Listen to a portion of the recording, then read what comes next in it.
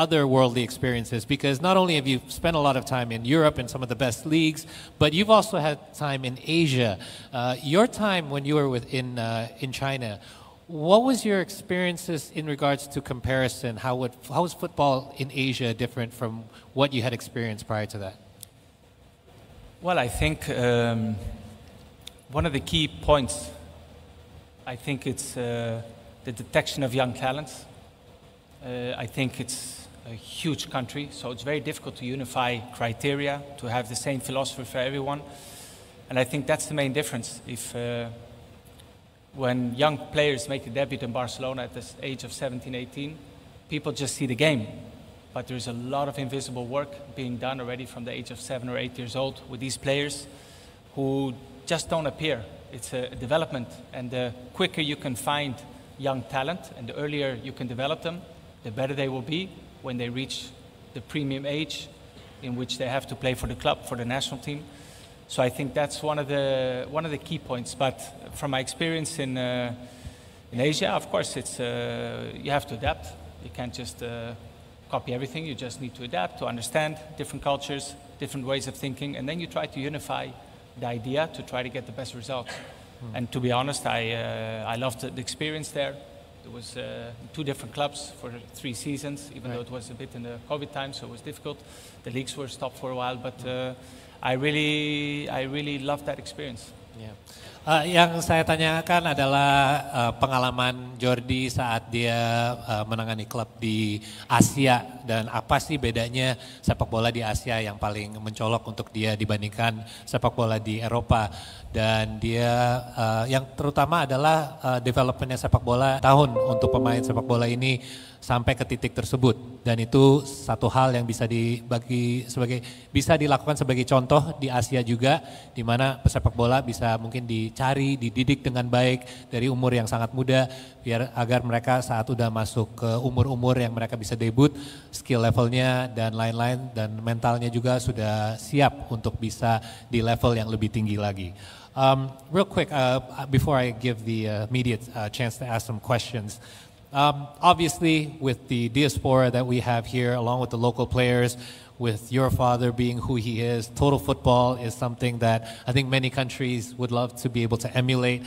How can you bring your personal experience as a technical advisor to give more of a merger or a bridge between our 2 countries in order to have a better quality of football here in the country?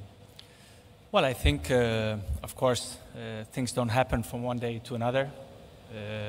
Yes, of course, we come here to try to bring the quickest immediate results that we can, to create the belief, to create the happiness, to give a right answer to all the passion that people have for football here and for the country. But I think it also takes a little bit of time. You can't just expect in one day things change. But I do think decisions are being made, good players who have choices, they choose to play for their roots, for this country. And I think people can see it both ways. It's happening everywhere. It's a very general thing nowadays in football. It's true. But the fact is there's a lot of young talents at a young age who might still have an opportunity to play for the country that they've basically playing for many years, but still they have to make a choice, and they choose to respect their roots, the parents' roots, the grandparents' roots. And I think that's very positive, and I think people have to see it in a very positive, admiring way, because they follow the heart. And that's probably the best decision you can make. Yeah, it happened to me. Without playing in Holland, speaking more Spanish and Dutch, but I played for the Holland national team because that's what was my heart saying. And I had a beautiful choice, Spain or Holland, but I chose Holland. So I think that's a very positive step. It means the belief is there. It means these players, they want to come here and they want this country to be proud of them. And I think it's something we should really respect and admire, because it's a beautiful thing to follow your family's roots. I respect it a lot. Very well said. Basically, this is just the first step in your appointment as a technical advisor. Obviously, this is more of a long-term plan as well in regards to the development. So we will look forward as well to you having a team around you as well to help continue this strategy ahead.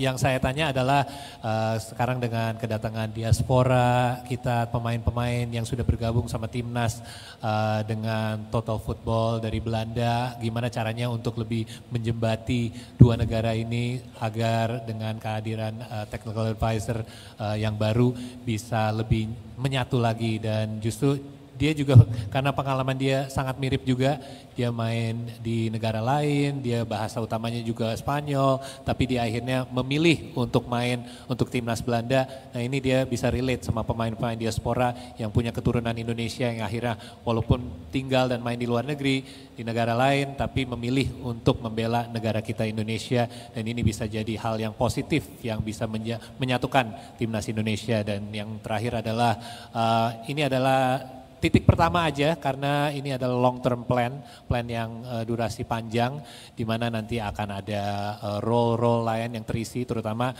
Dirtek, dan selain itu akan ada supporting staff juga untuk membantu perkembangan sepak bola di Indonesia.